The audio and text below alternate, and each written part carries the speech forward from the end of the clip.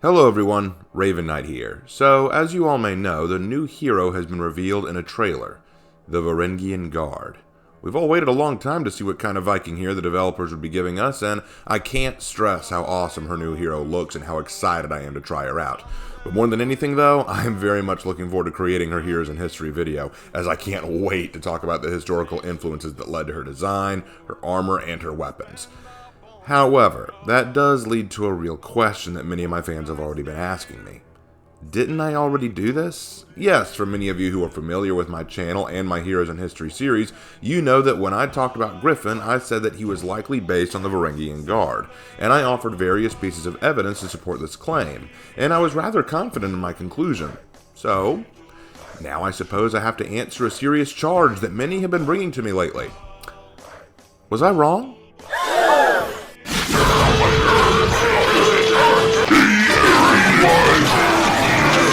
I know, blasphemy, heresy of the highest order, deserving of excommunicatum, it's all that stuff, calling the Inquisition, but at the same time, it's a fair question.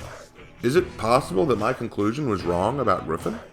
Well, the short answer is no, but the longer answer is it's not that simple. Let's start by analyzing what it was about Griffin that made me assume he was a Varangian in the first place.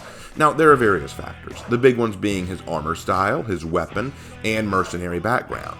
The armor of the default Griffin looked like the kind of scaled armor I would expect on a Varangian, and his Bardiche weapon is famously a Russian-style weapon, and the Varangians were famously from the early Russian land known as Varangia at the time, so it would be interesting to make that connection. I thought that those things in tandem created a pretty good case for him to be from that territory, making him likely a Varangian. But most importantly was the mercenary background for Griffin. The lore of For Honor states that Holden Cross, after leaving Asfeld, joined a band of mercenaries and made a name for himself, only returning to aid Chimera against Astria. So I made the conclusion that this all meant Griffin was most likely a Varangian because he was a mercenary. Plus, I argued that the Varangian Guard were famous for their loyalty and steadfastness, and Griffin is a pretty loyal guy, He could have very easily just stayed away from it all. He could have stayed out of the fight. It's not his problem, and yet he came back. He still had loyalty in his body. So I thought, that all makes a compelling case for him to be a Varangian. So, was I wrong about that? Well, I started to think so when I heard that this new hero was called a Varangian Guard the other day, and I saw the look. I was like, yeah, maybe I was wrong, until I noticed this little lore tidbit which changed my mind. Note what this little piece of Order lore here says. This was a lore tidbit that was released on occasion during the early season, before all this, back when Maddox had just been released, and I didn't think about it a whole lot. I didn't give this lore a whole lot of thought until now, but let's read it together.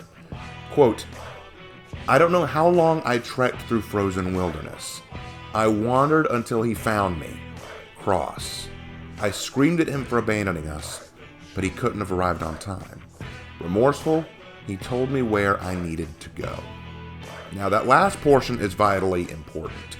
So what we have here is we have the daughter of the warlord, the leader of the village that Maddox recently killed and betrayed. She somehow got away, and she comes across Cross. And Cross, unable to offer immediate aid and knowing that Chimera moving to reclaim the territory would only bring Horkos back to the town, tells the daughter where to go to get help. And then suddenly the Varangians appear. So, we can draw a few conclusions from this. It is likely that the leader of these Varangians, the female that we saw, is probably the daughter, and we can also draw another conclusion. How did Holden Cross know where the Varangians are? Unless perhaps he was once a member of their number and knows exactly where to find them. It's highly possible that Griffin was once a Varangian himself before leaving to help Heathmore. Perhaps he sent the young and distraught daughter to them with a message, to remember their oaths and their loyalty. So perhaps Griffin is still based on the Varangians as well, just maybe not as directly as what is coming now. Perhaps the new Varangian Guard hero is just a more blatant and direct reference, while Griffin was a little bit more subtle. Now, I can certainly understand if y'all think that Griffin now deserves another look over. And I'll certainly understand that. I get it, because, hey, you know what? it's interesting. We may want to take another look at Griffin and see if there's something more we could draw from him.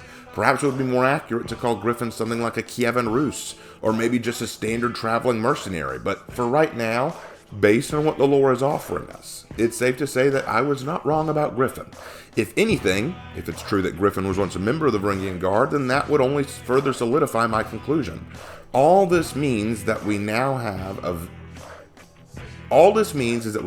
a very blatant and direct reference to the Varangian Guard, which honestly is just fine with me.